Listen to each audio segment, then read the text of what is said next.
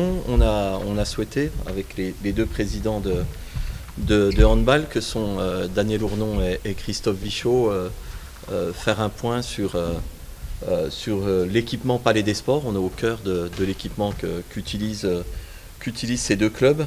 Et on voulait faire un point sur ce qui a été entrepris, ce qui va être entrepris, et pour voir comment la saison prochaine va se dérouler dans cette enceinte ici au Palais des Sports. Je reprendrai la parole, mais je laisse Christophe, Daniel peut-être, et puis moi je... Bon, c'est lui, il est plus ancien que moi. Allez, Christophe, à toi. En tant que président. Ouais.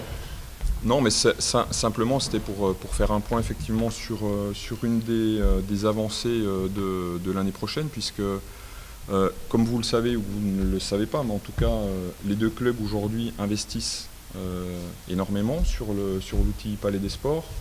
On a déjà investi sur tout ce qui est LED, on investit sur une partie des loges, on investit sur une partie du décorum du Palais des Sports. Donc, sont des investissements qui sont assez lourds, hein, puisque même s'ils sont supportés par les deux clubs, en tout cas, ce sont des investissements qui sont assez lourds.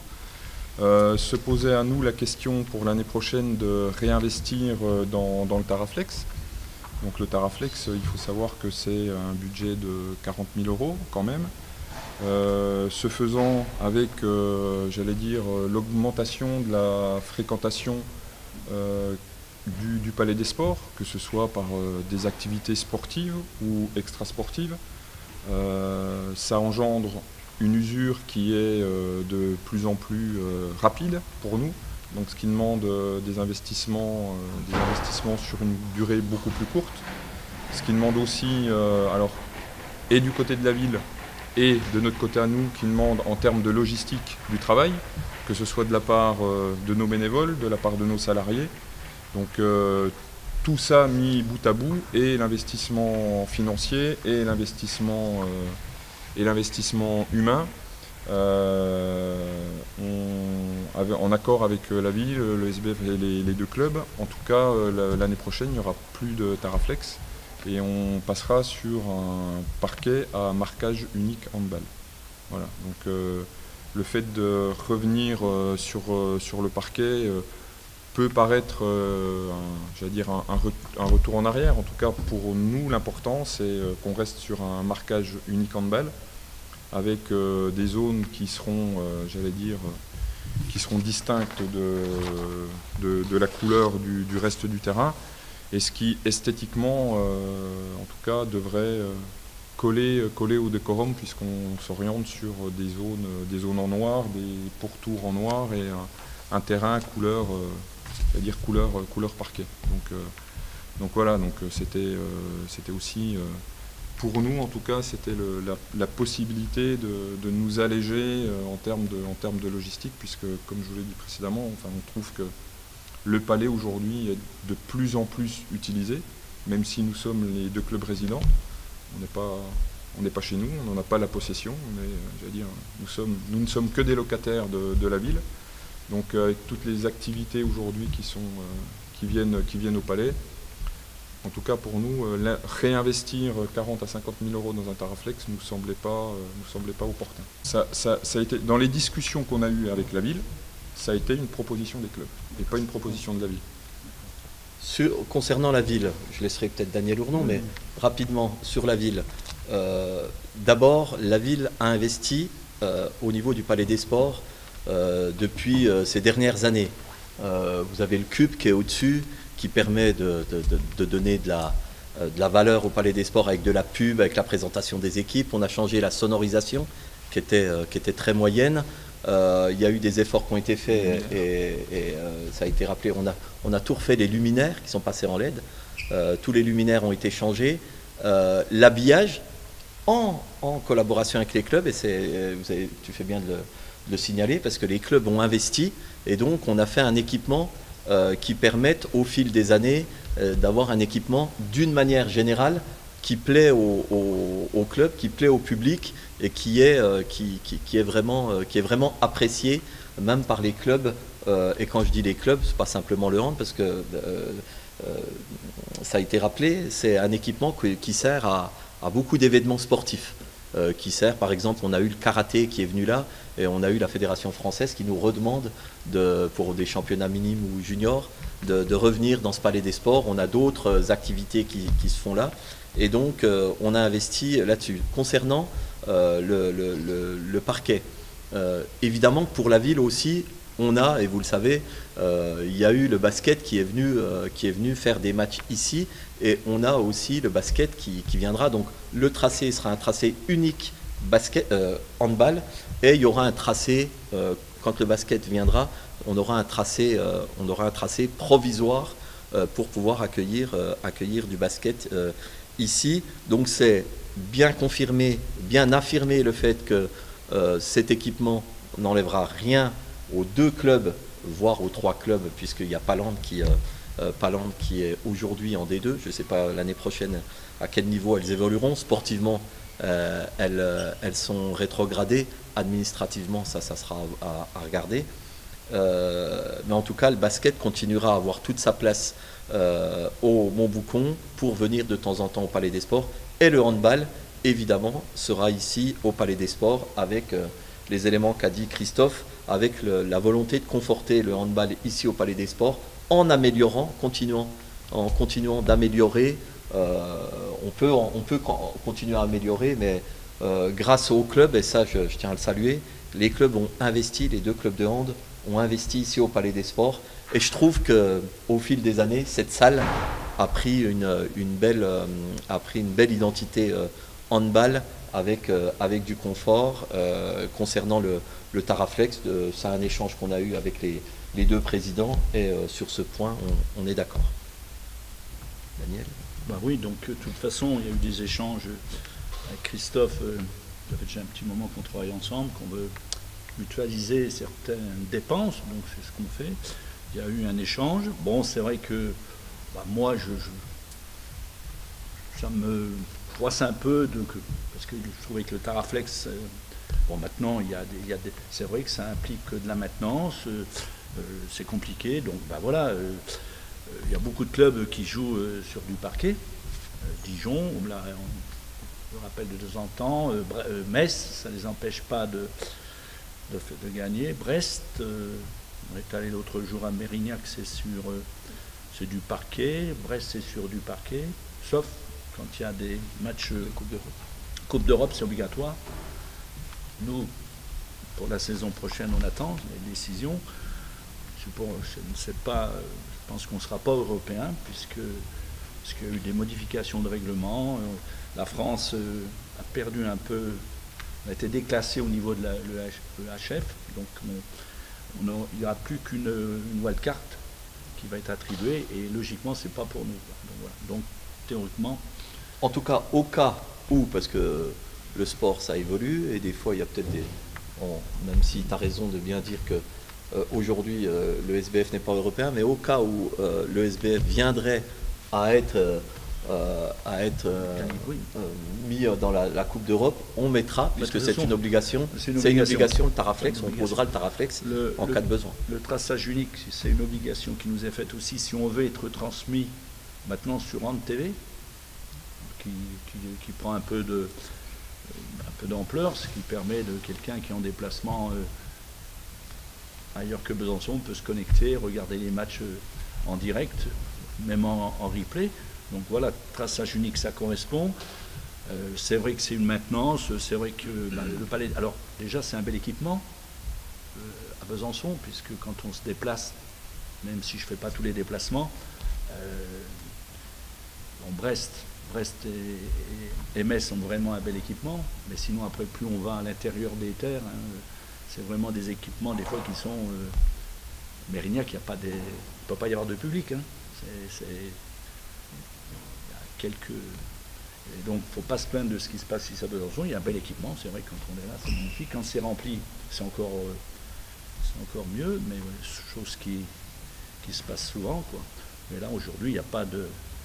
C'est une décision. On a bien compris que aussi le parquet avait besoin d'être... puisque moi, je ne joue plus, mais il semblerait que de temps en temps, il y a un petit peu de sabre mouvant, c'est ça, non, Oui, le parquet, quand bien même nous avons le Taraflex, le parquet qui n'a pas été refait depuis un certain nombre d'années, de toute façon, on a besoin de refaire ce parquet. Il y a une obligation de refaire le parquet puisque, je ne sais pas depuis combien de temps, mais en tout cas, on voit bien, puis tu l'as dit, et puis les clubs le voient, on sent bien. Aujourd'hui, on est résident au palais, on n'en est pas, on n'est pas propriétaire. On n'a pas encore notre salle. Voilà. Aujourd'hui, c'est mis à disposition. C'est mis à disposition. Brest, l'Arena, c'est pas mis à disposition. Il loue la salle pour la soirée. Il paye, oui. S'il loue, c'est qu'il a. Mais bon, quelque part, voilà.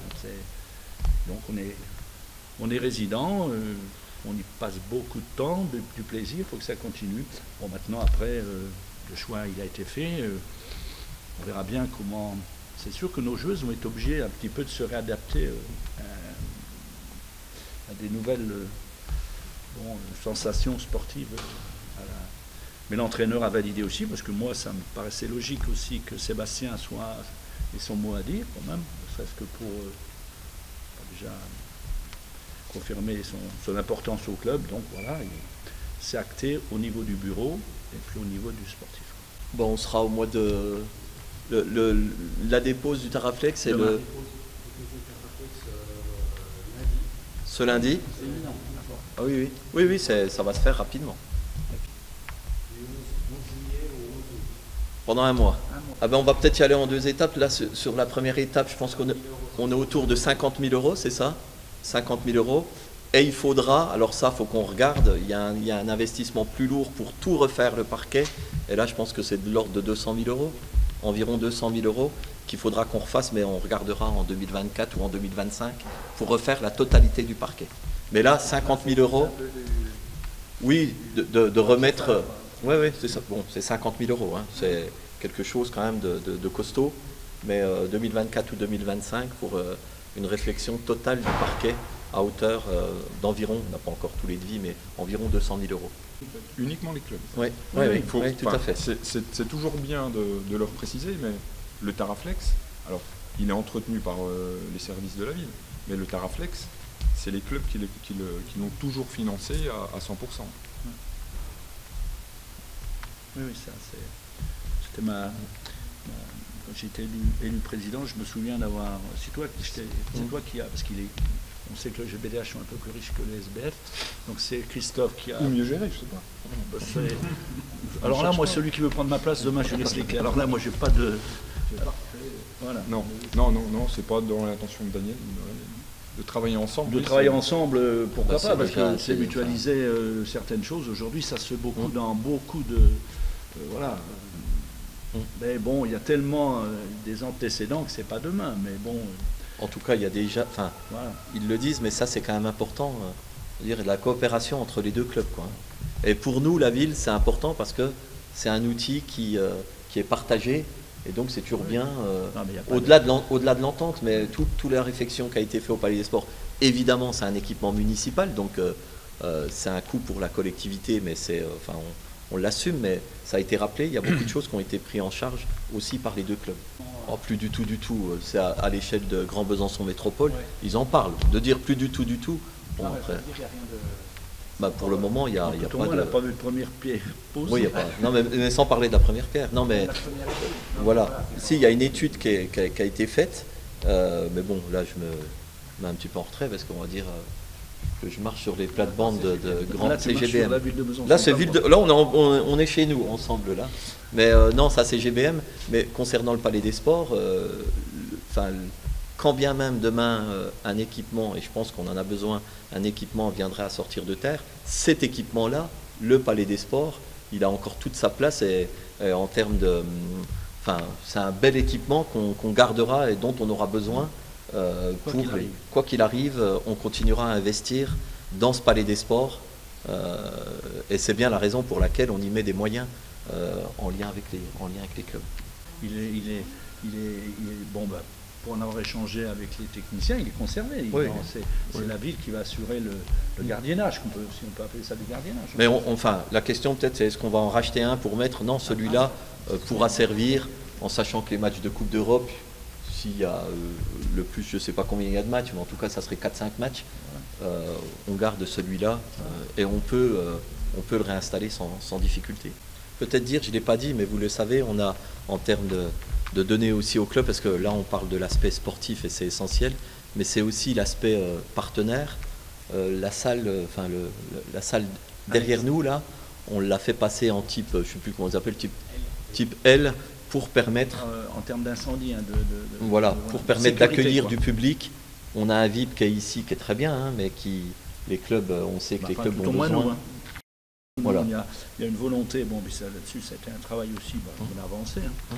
Ça implique une logistique différente. Nos VIP se tiendront à 80% à l'annexe pour pouvoir accueillir. Et là, on permet aussi au club d'avoir des partenaires. On s'est rendu compte que, en voyageant au travers de la France, le match. Les gens viennent voir un match, mais il y a aussi la convivialité. Et malheureusement, en termes de sécurité, on n'était pas bon là. Franchement, en termes de capacité, on est d'accord. Ah bah oui. Donc, sauf que... Voilà. Donc nous on a demandé à la ville, on fera nos VIP à 80% à l'annexe. Voilà. Et ça permettra d'accueillir mais vraiment plus de partenaires. Et donc, pour le club, c'est aussi, au niveau économique, c'est aussi important. Et puis éventuellement des nouveaux. Hein. De toute façon, ça passe par là, en termes de, si on veut, parce qu'il faut qu'on grandisse au niveau financier, le SBF, hein, sinon, à un moment donné, on va être rattrapé par ceux qui sont en train de passer devant nous.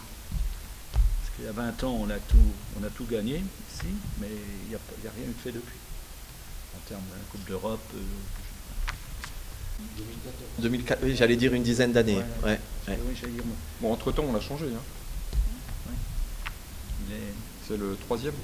Non, c'est le troisième. Je sais qu'il y en a un qui a été posé au Clémenceau. Oui, on en a mis. Comment? Toujours. Depuis 2014. Depuis, il y a eu un partage financier. Non, mais le basket aura un peu plus de matchs ici, mais autrement, non, on restera sur... Oui, ben on continuera à rester, ça ne diminuera pas, mais ça n'augmentera pas obligatoirement le nombre de manifestations. Après, les manifestations, c'est aussi des opportunités qui se présentent. On a par exemple, nous, ce qui est important, c'est que le hand, une fois qu'ils ont terminé, ou alors une fois qu'il y a des Coupes d'Europe, des trêves, quand il est sollicité, quand on peut, on le met à disposition. C'est-à-dire qu'on a beaucoup, des beaux événements, par exemple sur la gymnastique rythmique, on accueille des centaines de personnes, du karaté. Mais en tout cas, on ne diminuera pas les manifestations dans cette enceinte. Bon, si il n'y a pas d'autres questions, je vous remercie en tout cas de votre présence.